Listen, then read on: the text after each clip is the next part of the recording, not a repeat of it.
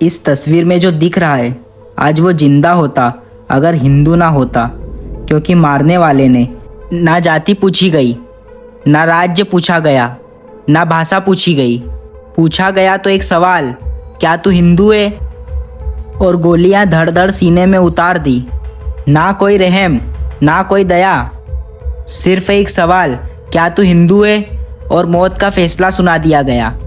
जम्मू कश्मीर के पहलगाम में दोपहर के करीब 3 बजे कुछ ऐसा हुआ जिसने इंसानियत को तार तार कर दिया, भारत की एकता पर सवाल खड़ा कर दिया, गंगा जमुना तहजीब पर एक बड़ा सा क्वेश्चन मार्क खड़ा कर दिया।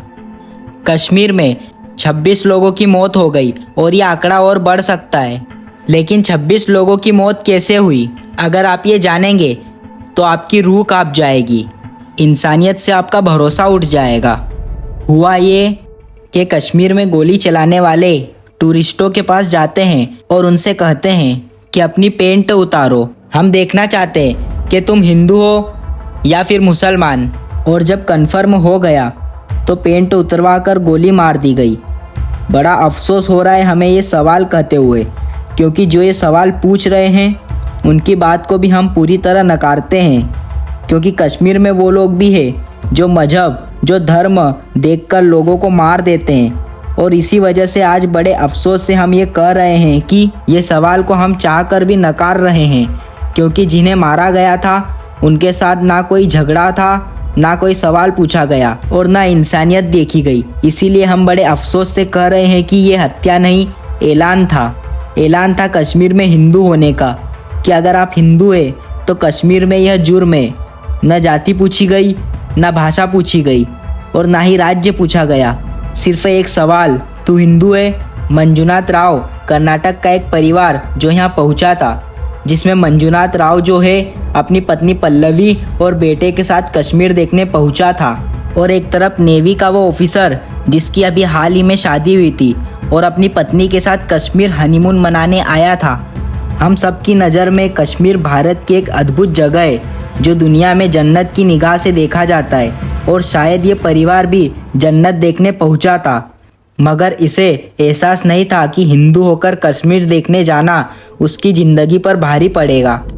आतंकवादी उसके पास पहुँचे, उससे नाम पूछा और नाम बताने पर उसकी छाती पर गोली मार दी। उसकी पत्नी और बेटे के सामने उसे गोली मार दी। पत्नी चीखती रही, चिल्लाती रही और वह ये कहती रही कि तुमने मेरे पति को मार डाला, मुझे भी मार दो।